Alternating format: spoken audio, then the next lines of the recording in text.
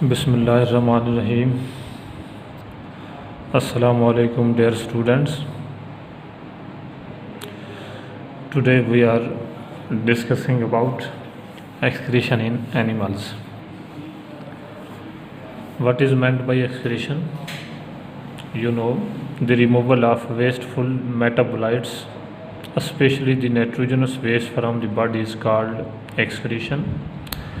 Removal of wasteful metabolites, ऐसे product जो metabolism के दौरान वेस्ट के तौर पर प्रोड्यूस होते हैं उनको हम लोग कहते हैं वेस्टफुल मेटाबोलाइट्स। उनको रिमूव करना एक्सक्रीशन कहलाता है। और स्पेशल कंडीशंस में वाटर और साल्ट्स भी एक्सक्रीटरी प्रोडक्ट हो सकते हैं। इन स्पेशल कंडीशंस, मिसाल के तौर पर एनिमल या सेल हाइपोऑस्मेटिक इन्वायरमेंट में मौजूद है, तो ऐसी सूरत में एक्सेस ऑफ वाटर जो बॉडी में एंटर होती है उसको रिमूव करना पड़ता है। तो यूँ वाटर भी एक्सक्रीटरी प्रोडक्ट हो सकता है। और साल्ट्स हाइपरटोनिक इन्वायरमेंट में सेल या बॉडी के अंदर ज़्यादा हो जाते हैं।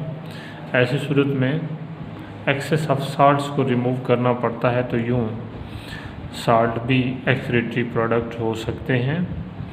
ताहम जो मेजर जिनको हम लोग एक्सक्रीटरी प्रोडक्ट्स लिखते हैं, they are the nitrogenous compounds. Nitrogenous waste को हम लोग कहते हैं major excretory product of the animal body.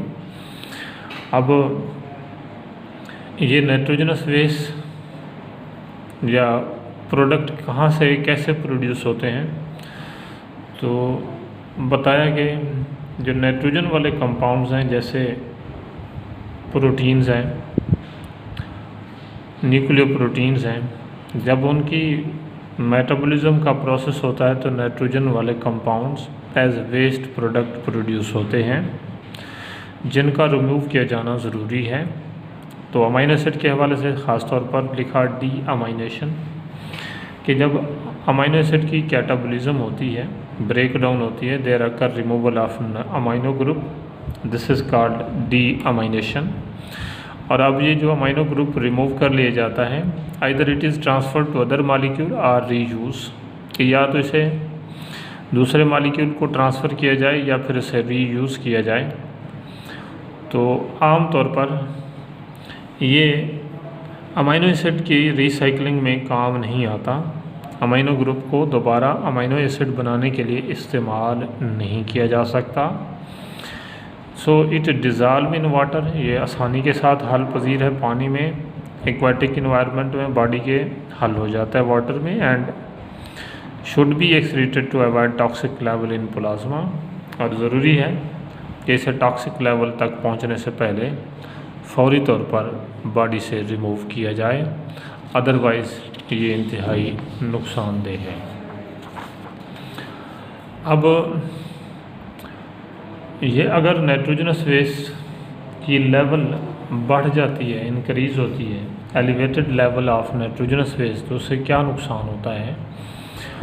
तो इट मे काज कन्वुल्जन्स, दौरे पड़ना शुरू हो जाते हैं, कोमा में जा सकते हैं, इवेंचुअली डेथ, और आखिरकार डेथ की वजह बनती है। तो इसलिए ज़रूरी है कि इन नाइट्रोजनस वेस्ट प्रोडक्ट को जिस्म से ख़ारिज किया जाए, अदरवाइज़ ये डेथ की वजह बन सकते हैं। अब एनिमल किंगडम में मेजर कौन कौन से नाइट्रोजनस वेस्ट होते हैं, तो 3 major nitrogenous waste, ammonia, urea and uric acid, ये मेजर नाइट्रोजनस वेस्ट प्रोडक्ट हैं। कुछ एनिमल अमोनिया एक्सक्रीट करते हैं, कुछ यूरिया, और कुछ में यूरिक एसिड खारिज किया जाता है। ये मेजर नाइट्रोजनस वेस्ट प्रोडक्ट हैं। इसके अलावा माइनर क्वांटिटीज़ में, थोड़ी थोड़ी मिकदार में दूसरे भी ये नाइट्रोजनस वेस्ट हो सकते हैं, जैसे क्रिएटिन, ट्राईमिथाइलमाइन ऑक्साइड। ये नाइट्रोजन के कंपाउंड बाज़ दफ़ा थोड़ी अमाउंट में, क्वांटिटी में ये भी खारिज किए जाते हैं। वेस्ट प्रोडक्ट के तौर पर, और बहुत ही कम मिकदार में वेरी स्मॉल अमाउंट और quantities of amino acids, Chand amino acid की थोड़ी सी मिकदार, प्यूरिन्स या पैरिमिडीन्स, ये भी एज वेस्ट प्रोडक्ट प्रोड्यूस होती हैं। इनका भी जिस्म से ख़ारिज किए जाना ज़रूरी है। ये ख़ारिज करते हैं बाज़ दफ़ा, एनिमल्स में ऐसा कभी कभार होता है। तो ये जो प्यूरिन्स पैरिमिडीन्स हैं, इनमें प्यूरिन और पैरामिडीन्स फर्दर इनकी ब्रेकडाउन से ये hypoxanthine, xanthine, uric acid, allantoin, urea और अमोनिया जैसे वेस्ट प्रोडक्ट बनते हैं।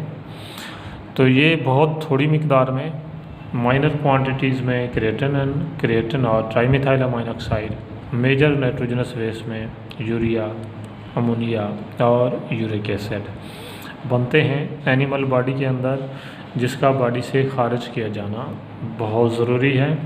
अदरवाइज़ ये एनिमल बॉडी में नुकसान करते हैं, convulsions, coma and eventually can lead to the death of the animal. लेकिन मुख्तलिफ़ किस्म के इन्वायरमेंट में नाइट्रोजनस वेस्ट प्रोडक्ट मुख्तलिफ़ किस्म के एनिमल्स में पाए जाते हैं। ये हम लोग कल देखेंगे इंशाल्लाह। अब तक के लिए अल्लाह हाफ़िज़।